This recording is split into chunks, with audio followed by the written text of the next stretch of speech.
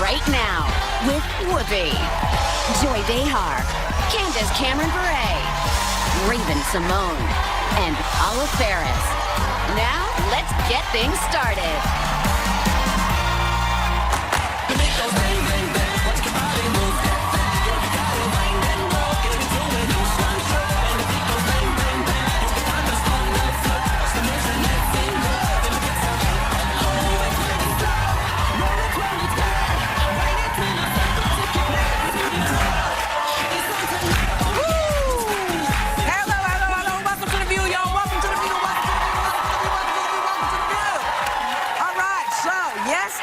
Yesterday was the kickoff of the Democratic National Convention. We want to start things off on a high point of the evening when First Lady Michelle Obama took the stage. Honey, check this out.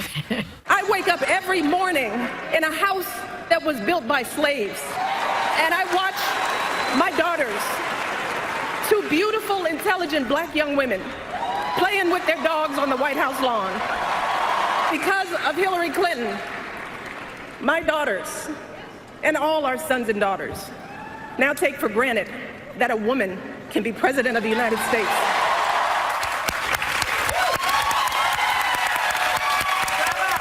She is so waxy and elegant, and what a gifted speaker. Both her and President Obama, they always leave you with those moments when you could feel her, like you could hear her throat tighten. Like I was having such a reaction with her. She is amazing. But she's so relatable. I was in tears. Yeah. I mean, I actually teared up just watching it because she's so relatable. Because it seems as if, you know, she's not the First Lady of the United States. She's your neighbor, someone that you want to hear from, someone that is struggling with you. And I just think that is a real gift. One of the things that she said for me that was so powerful was, when they go low, we go high. Yes. And that was the best, because my mom used to always say, don't go to the gutter with the rats. You know, just be more elegant. Take the high road. And they have had to take the high road in that White House. I mean, they have questioned his faith, they have questioned his citizenship, and they still took the high road. And it was amazing. I think she's beautiful, she's intelligent, she does this really well. I think this is, you know, we disagree on policy a lot, but this is what a First Lady should do. She should go out there and be poised and bring people together. And one thing that I took away from it was that it was very optimistic. It was very hopeful. And it wasn't, she made it her job to not be negative in a sea of negativity, and not everybody did that last night. But as a First Lady, I think it was important for her to come out and have a message of hope. Now, I listened to that, and I agreed with a lot of what she said, except that those were a lot of reasons why I'm not voting for Hillary Clinton. But nonetheless, I think she did a great job of being hopeful and optimistic. And I think a lot of people need to look at an event like this and say, that is possible. It is possible to go out there and inspire people, and that's what she did last night. It was such a brilliant speech. Melania can use it at the Rotary Club. She may have been taking notes. Take notes. PTA. You said it last night. You know, take it on the road. One thing, though, you know, on Twitter last night, people were saying, you know, the White House wasn't built by slaves. Yeah, people, by the way, homework. Yes, according to the White House Historical Association, builders turned to African Americans, us, to provide the bulk of labor that built not only the White House but the United States Capitol and other early government buildings. Okay. So just for that gentleman, that Republican gentleman who was saying that the Europeans did everything, you didn't do that, Dave. We built that. For free. For free. Just a fact. You know, facts seem to be a problem. Yeah. People just getting their facts. And I think in part it's because people don't read. Yeah. You know, people, you know, we're used to having everything like this. Read a book, check a fact, see what it means. I mean, just for yourself. Now, we're going to go on, but, you know, there's more coming. The DNC started out a little shaky between the DNC chair, Debbie Wasserman-Schultz, stepping down to get out of the way, Bernie Sanders supporting, booing. I mean... Yeah. So here's I'm just going to say this. All of these wonderful young liberal people who are booing the first female that actually might become president, I don't get it. Because you all like to talk about how the system is rigged. The system's been rigged forever. It's been rigged against women for years. Yeah. For years. But, you know, I don't remember anybody booing about that. You know, I remember Shirley Chisholm ran. I remember, wonderful Geraldine Ferraro ran. I don't remember anybody booing that. So this idea that you didn't know that the system was rigged, do your homework. It's been rigged for years, but it's, you know, we were talking yesterday about what a party is supposed to do. Well, what I thought about it a lot, particularly what you said, and I believe that the party is going to do whatever they can do to get the most electable candidate elected. I think that's what they're there to do. And so stupidity reigns everywhere. Don't look at any of my emails. I'm calling people all kind of now. Oh, honey, if you, ooh, I would not have a job if people saw my email. You know? So I can't look at those and get mad. I can't get mad that the system is rigged against the white guy.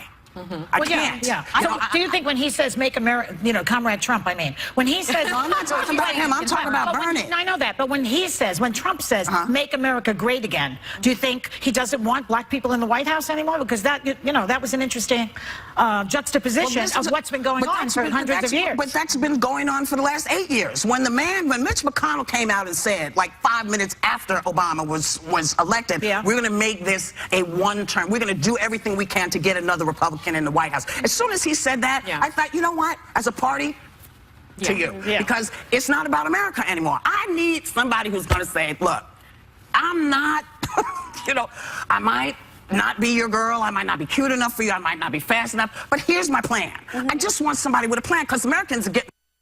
I understand that. Let me just say, I get the booing. I do. I'm not saying they should have booed, but I get the sentiment behind it, because from their perspective, Bernie Sanders is the guy that suffered here. When the DNC is circulating emails to try to take this guy down. You know what? And the other issue is, for me, will be, though, quickly, the other issue is, Bernie Sanders does not represent what Hillary Clinton stands for. This is a man that has rallied against Wall Street, that has rallied against the big banks, that has rallied against the establishment. She is all of those things. So when they see that guy has changed. What are you talking about? He is the establishment. He's not the one. He has been the establishment. He's been there since 1998. Show me where the free schools in Vermont are. Show me where they are. Because I get what he wants to do, but I don't see them. And I don't see, I don't see that he did Bernie care in Vermont. And his position on guns in Vermont would never fire. He had to do that. Because he's in a hunting state. That I understand. But for me, I get people wanted it to happen, but to boo someone who has had just as difficult a time getting to where she's getting to. She wasn't born with a silver spoon. But I don't think they're booing. No, they're booing their idea of her. Well, they're booing because, and I agree with you, Jet, I think they're booing because they're disillusioned, they're disappointed, and they feel that the system is rigged, because the DNC did try to put their finger on the scale against But the people Bernie. were booing before the DNC emails. The people, and they do, but they have to move on, because the booing, you have to be in it to win it. And what they have to realize is, for that revolution that they got behind and got excited about, now Bernie's saying, you know what, I didn't win, and I'm the first one that's disappointed. But now to continue the closest part to our revolution, because it's much closer than Trump, we have to get behind this, or we waste. But they're not fighting. They're not fighting for the same things as the problem, and these people aren't fighting. And I know, believe me, I disagree with Bernie Sanders on almost everything. But these supporters are not fighting for Bernie. They're fighting for his ideals, and those ideals are in contradiction. Wait, one at a time. Go ahead. I mean, isn't it true that the platform has moved to the left since he has been in the race? They don't trust her. They're looking at Bernie Sanders. The platform is more to the left. But it's not just about the platform. It's not just about that. They're looking at him and they're seeing a guy who says what he believes, who they believe when he comes out and says something, they can count on it. And they're looking at her and she has lied repeatedly. Do your homework. That's where they're coming from. Let me say one more thing. He has not been vilified for the past 25 years the way she has by the Republican Party, because he's been holed up in Vermont someplace. She has been out there, and they are after her on a regular basis. He has a record. Okay, so that's another reason. He does, but he does not. I'm saying he's establishment. I mean, he's been a senator forever. Beyond the Hillary Clinton comparisons, at this point, them not getting behind her means they're getting behind Trump. Because pulling their votes out of it is silencing It's very similar to the people like me, though, that sit and say, I cannot vote for Donald Trump. I can't do it. I don't care that maybe on certain principles he's closer to me, on economic principles and on whatnot, he's closer to me than Hillary Clinton. I have to lay my head to the pillow at night and say, I believe in this person, and I don't think they're destructive, and I don't think they're a liar. And a lot of those Sanders supporters... I'm probably going to vote for Gary Johnson, because he's the least harmful candidate. That doesn't mean he's going to win, but that means that I can go to sleep at night and say, you know what? I didn't stand up for someone who I think is a liar and who I think is going to betray people and has in the past. I'm not speaking to his record. Have you never, their political in all integrity. the years on this planet, you've never voted for a liar before? They all are liars. They are. Everybody lies. We'll be right back. Later, are Rob Kardashian and Blac Chyna deleting history? The social media frenzy happening right now. So we were talking about what an interesting night it was, and one of the folks who spoke last night was Elizabeth Warren, and I wonder, what did you think? How did you She had trouble following Michelle Obama because Michelle Obama, I mean, it reminded me of the old days when I had to follow Robin Williams at Catch a Rising Star. Yeah. You know, it was like, not only was he brilliantly hilarious, but he was a big star. He came in with all this energy, and then it's like, and now this gag you.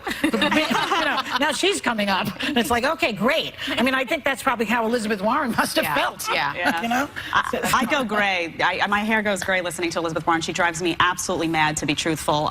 She does, because her policy, she talks like we don't live in the United States. You know, one of her quotes was, corporate profits are at an all-time high. CEOs make tens of millions of dollars. Yeah, this is America. We want people to succeed. I want corporations to do well. I want them to hire people. I want them to employ a ton of people around the country. I want people who start at nothing to rise up and be able to become a CEO. I'm not going to vilify that. So this vilification of rich people, she talks about divide and conquer and how much she hates divide and conquer. Stop vilifying rich people who many of whom started with nothing and succeeded. And stop vilifying in the same breath Republicans. And you want to bring people together? Let's bring people together. Let's all succeed. Jed, is that the system is rigged against the little guy, and that these people are making too much, and it's not fair. That's her implication. The system is rigged. And I mean, it's not that she doesn't want people to make money.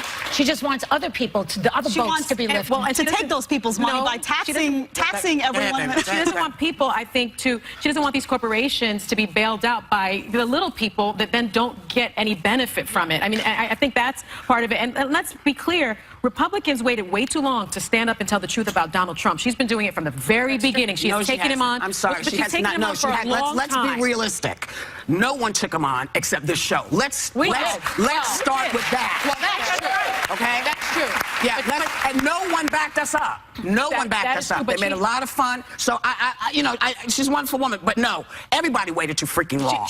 But she has been joke. That's why. She has been very vocal about it. And I think that she does what Hillary can't do. Hillary really can't be that attack dog if she doesn't want to go into the gutter with Donald Trump. And so I think, she has been Hillary's surrogate, and I think that's very effective. Can I make one quick point about the bailout? That you talk about bailing out the little guy. Hillary Clinton supported the bailout. And one of the reasons she supported the bailout is she went on radio and she said that the banks would thrive as a result. This is the disconnect. And they seem to have done very well. That's why people They seem to have thrived. Listen, you know what? None of them are saying what needs to be said. You know what really needs to be said? Talk about the little guy.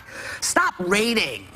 Okay, talk about states and stop raiding people's pension funds. Okay, stop going in and taking that money. That's what I want to hear. I want to hear from people who say, you know what? If your pension fund that you were going to retire on and now you've hit 65 and you have to keep working, you don't have any money. You know what? I'm going to give you as many years off your taxes as you need because you don't have the money that you put in, that you saved. None of these guys, they can talk about the banks, they can talk about but they don't talk about the little guy because they don't talk about what happens when Americans are taxed within an inch of their freaking lives. People are trying to survive. I want them to, I want somebody to give a damn. That's what I want. I want somebody to give a damn. And I don't hear it.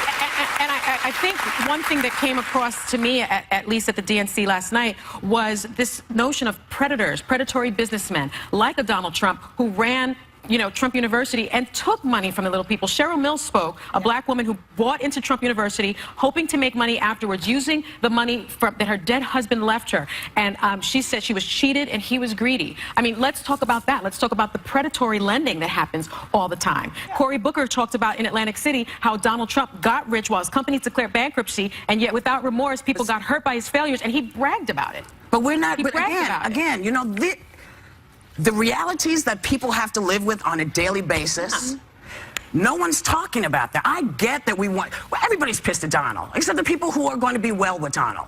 All the folks who are booing, but you're booing because you're disappointed your guy didn't win, then make sure in 4 years you're there to run. Stop making it difficult to move forward, because you know what? Not everybody gets what they want. We all didn't get what we want in presidents, but you know what? You got to work with what you got. But if you want to work with somebody who's telling you, because Donald he tweeted last night, and he said, he's welcoming all the Bernie supporters. But what the rest of that sentence should have said was, unless, of course, you're Muslim, or you're a woman, or you're Latino.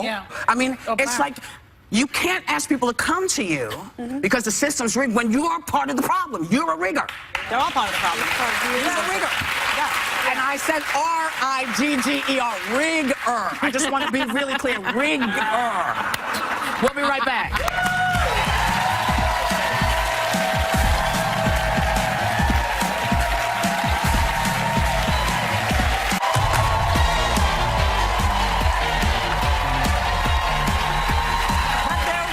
A lot of really interesting celebrities at the DNC last night, and one of the people that really made Joy very happy was Sarah Silverman. Yeah, she was great. Explain. Hey, let's say it. Can we play it? I am proud to be a part of Bernie's movement, and a vital part of that movement is making absolutely sure that Hillary Clinton is our next president of the United States. To the Bernie or bust people, you're being ridiculous. You know, it takes a comedian to bring peace and quiet. And I just thought that she was terrific, and she looked beautiful. I just love her. You were okay with the words, "You're being ridiculous"? As a comedian. You know, comedians blurt things out. And, you know, she's not running for anything. She's not going to be a diplomat. You know what I mean? She's a comic. But I just thought, you know, she was a Bernie supporter, really a hard line. Yeah, I follow her on Facebook. She really was there. But then the girl is in reality. It's like, look, as the Rolling Stones said, you can't always get what you want. You get what you need. Okay? So that's the end of that conversation about Bernie. Come on, you people. You don't want Comrade Trump in the White House. Nate Silver today, who predicts who's going to win, is saying that at the moment Trump would beat her by 10 points. Come on, wake up, America. You can't have this guy. He's incompetent, number one. I think he's losing his marbles half the time. I don't even think he knows what he's talking about. He's vicious to people. He's a racist. I mean, come on. I don't want to make a speech. You guys know. You know what I'm talking about. Just get your asses out to that poll in November.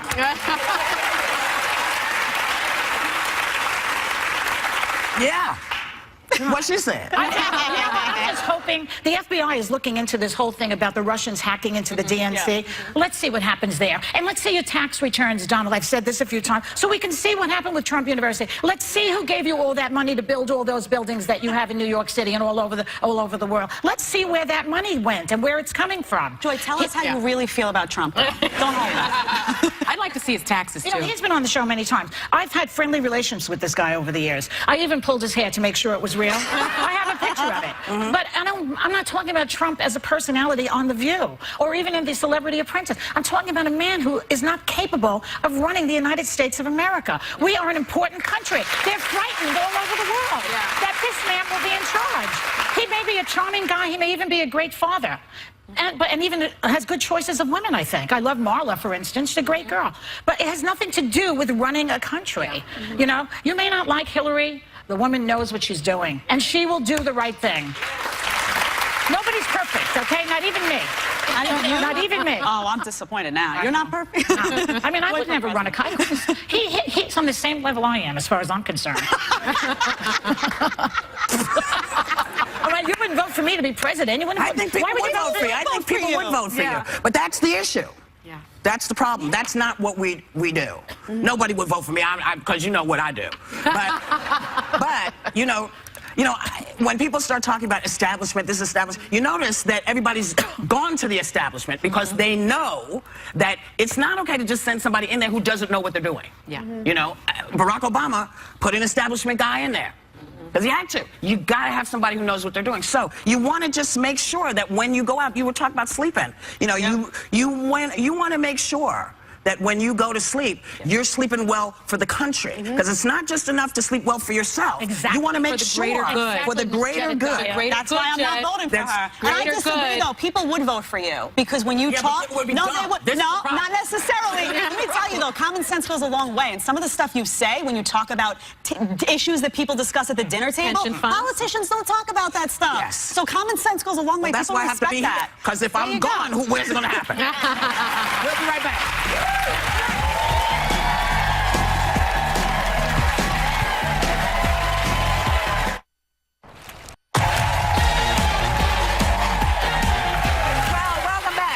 Now, this is the important stuff that we wait to get to each day. Because there are a bunch of celebrities who are spreading their personal dramas all over social media right now. So, Sarah, Just explain what's going on with Black China and Rob and everything.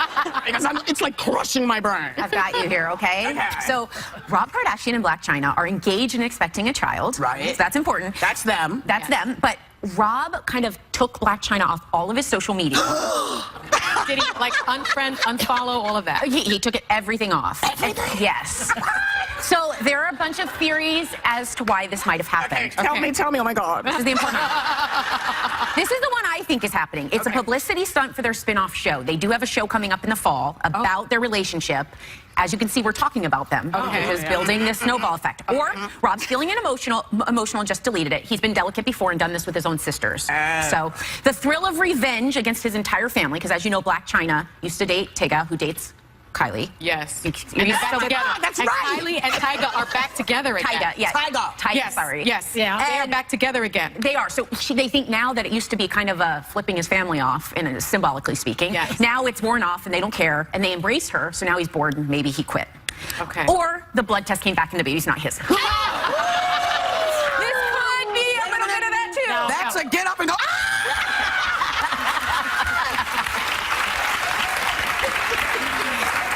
So there's a lot to talk about here, you guys. There is. Discuss. Who are they again? Look,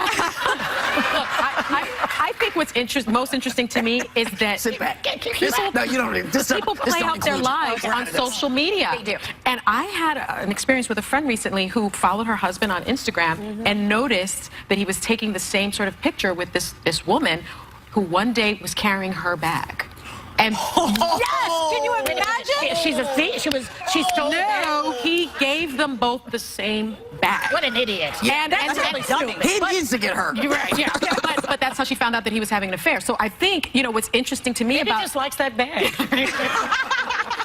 there were other gifts as well that she saw on Instagram. But I think what's so interesting for me about social media is people are like living their lives out in public, not only just celebrities, but everyday people. They air their dirty laundry. And they're airing their dirty laundry. And people are using it like they're mini investigators. And I looked up this stat, which was fascinating. The most recent social media survey found that 86.1% of agencies use social media for criminal investigations. Yeah. Wow. 86% at certain locations. People are so dumb that they photograph themselves Buying the with same the bag. person Yeah, that's that they're not the supposed to bag. be with. Yeah. It's like, why would you take a picture unless you're trying to get caught? Yeah, right. In which case, just say goodbye, fool. Yeah, or maybe you're just You know, not that smart. I like the old method.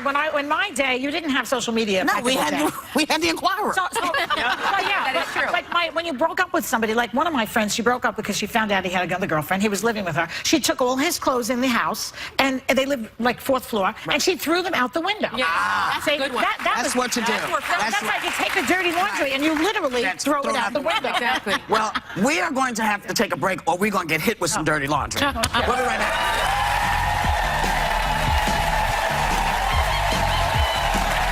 Hello, my fellow Americans. I'm Greg Kinnear, coming up next on The View, and yes, I approve of this message.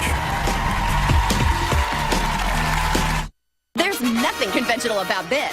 This week, Joy's taking us inside the historic Democratic Convention, as only Joy can. Forget about it. And we're pulling out all the stops. Plus, Marissa Tomei hits The View this week on... Critics are raving that Greg Kinnear's new movie, Little Men, is brimming with more than little truths about life than all of the summer blockbusters combined. Please welcome the amazing and fabulous Greg Kinnear.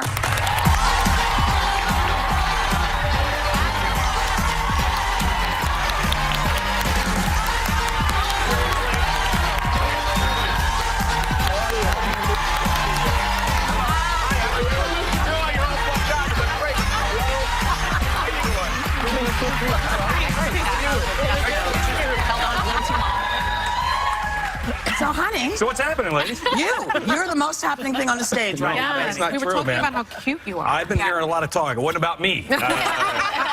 You've played politicians. You've even played the fabulous Joe Biden. Yes. You've been watching the conventions. What do you think? You know, I was at Lincoln Center last night, so don't tell me what happened. I got a T-vote. I did not see any of the convention last night. I haven't heard a word. Okay. So, Nobody died. Nobody died? Nobody died. Good. All right. Well, you know, I saw some of the others. I know I'll be watching this. Look, it's politics in 2016. We're all kind of watching a little bit like this, I think. It's holding on for dear life, and I don't know. It's going to be an interesting. The rest of the week's going to be interesting. Yeah, I agree. You know, and it's the way it's playing out is this is extraordinary. And I kept thinking 6 months ago it couldn't get crazier. So, have we talked We're in for a ride. It's going to get worse. Now, It is gonna get Now, you were in JFK and the Kennedys. Yeah.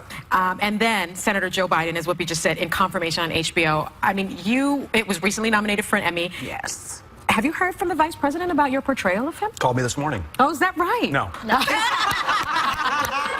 I did not Really hear easy. from him. You can do that all day with her. Has he? I know. I'm very gullible. I mean, she just went. Yeah, I'm very What is gullible. the thing about Joe Biden that you felt in your heart about, you know? You know, listen, I think I'm not cynical about Joe or his public service. He's a guy who's been doing this for 40 years. I think he believes in the country. And He's a good guy. Yeah. Has he been on the show? Oh, yeah. Well, you Oh, have you don't this- make it sound like that. Like, yeah, he's been on Many times.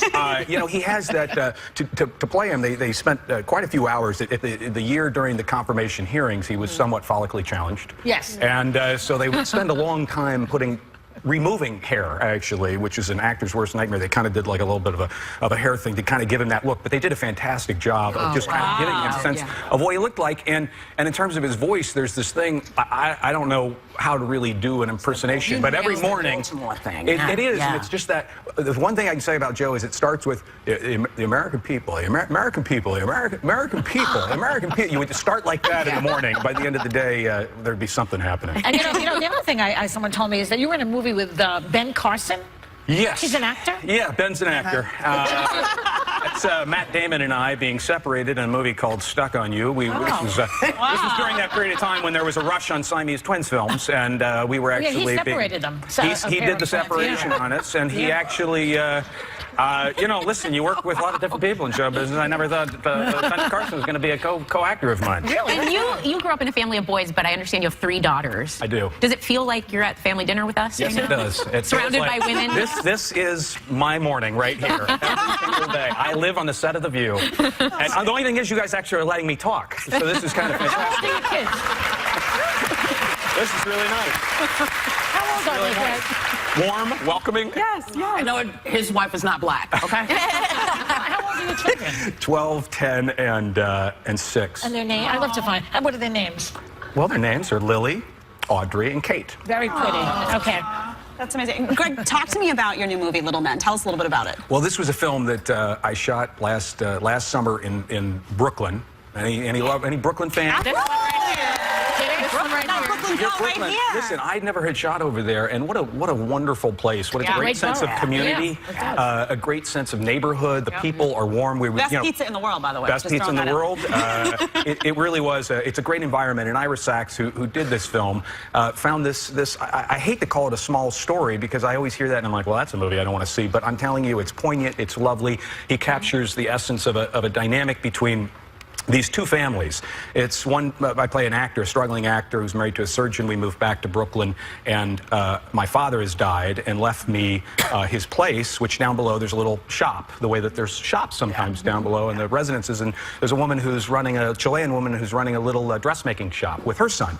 So my son and him become great friends, and the boys forge this wonderful relationship. Meanwhile, finances, somewhat the issue of gentrification steps in, and we have an issue where we need to up the rent. We need to change the situation she's been living under for a long time. There's no villains in it, but there's a great sort of dramatic tension that starts to develop and a real story that comes out of it that's quite lovely. Well, I want to get a little lightning round in because we're a big fan. Don't worry, don't get scared yet. I know I'm approaching, but I want to do some fast questions if you can answer these as quickly as possible. We want to learn more and faster. Why are you standing? What are we going to do? Should I be standing too? I just want a picture next to you. Okay. Take a picture. Okay. Here we go. Hardest job before you became an actor? I used to sell light bulbs in Northern California. Strangest place you've ever lived? Beirut, Lebanon. Best piece of advice you've ever received? Don't play lightning rounds. Okay. Name a role you auditioned for but didn't get. I got everything. Oh. Okay. What always makes you laugh? My children. Oh, that's a good one. I was expecting the word fart or something. Fart. Can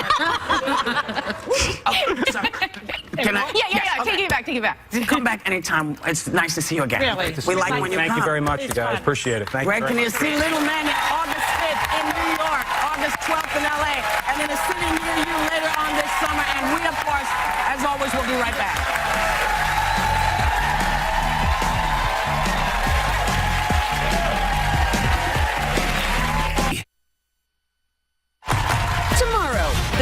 has your conventional wisdom and a whole lot more on an entire show of the hottest topics on TV.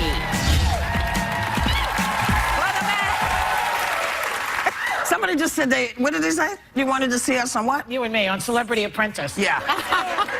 I would watch that. I would love that. Yeah. Don't you have to? Well, they did ask me to do it at one point. Really? I said, that's too much work. That's Wow. great TV. Well, but you know what? We're not doing it. We want you to have a great day and take a little